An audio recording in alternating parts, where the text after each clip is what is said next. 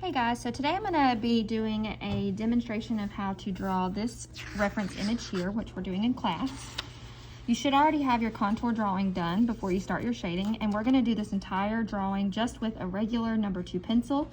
You can use a mechanical pencil if you'd prefer. And here's my finished drawing.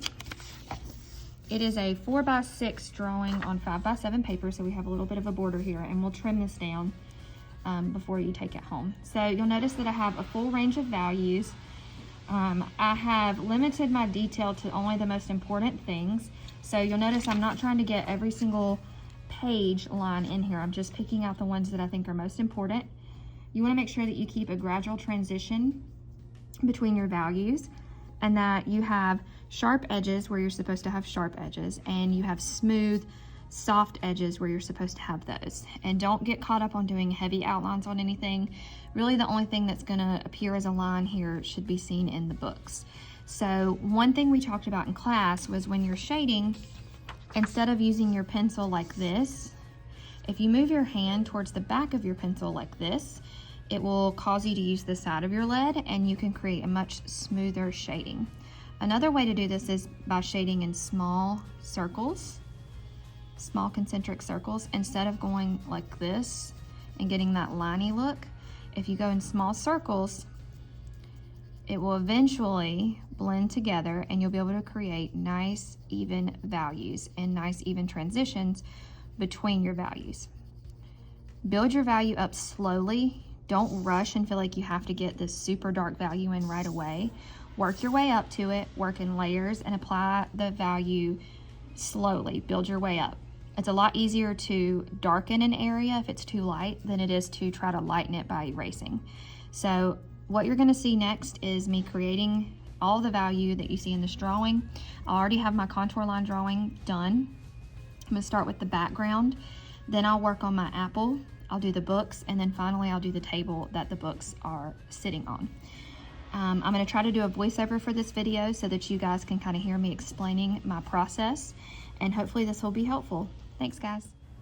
So I'm beginning with the background, and I am really paying close attention to my value shifts, sort of filling in a medium value to begin. You can see I'm using the side of my pencil lead to get a smooth transition between value changes.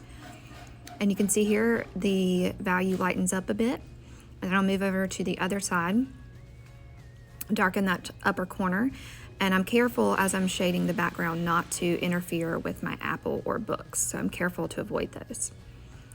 So I'm just deepening some areas in this portion of the background.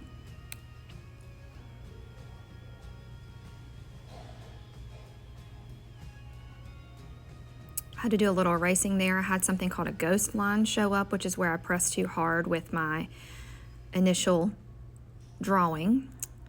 So now I'm going on to my apple, and I'm establishing those really dark values on the right side of the apple. And as I move across, I'm pressing lighter and lighter, going in, establishing some midtones. You see me doing some erasing there where I got a little too dark.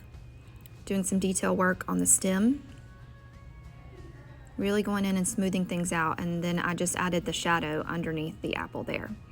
Now I'm working on the books, and the right side of the books, which is the short side that you can see, those are all darker because they're on the shadow side of our picture plane. I'm not worrying about doing every single line that are visible in the books because this is a fairly small drawing, and my goal is just to create something convincing. If you want to put more or less page lines than I do, either way should be fine. The main thing that you want to do is make sure you're putting shadows in the right place so that it looks like these books are sitting on top of each other. You also want to make sure that you can tell the difference between each book. So make sure that you're counting and you're on the same book that you're looking at. So I believe there are 7 books total. So you should be able to identify all 7 in your drawing.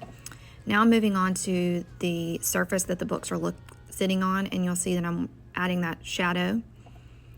And that's it. Hope you guys enjoy. Thanks.